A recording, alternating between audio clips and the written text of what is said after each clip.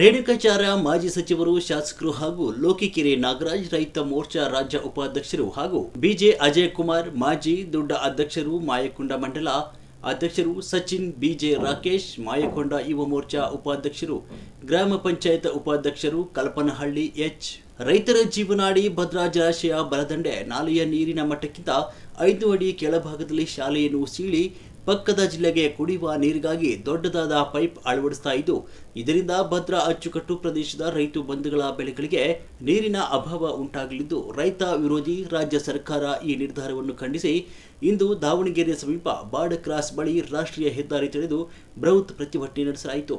ಈ ಸಂದರ್ಭದಲ್ಲಿ ನೂರಾರು ರೈತ ಮುಖಂಡರುಗಳು ಉಪಸ್ಥಿತರಿದ್ದರು.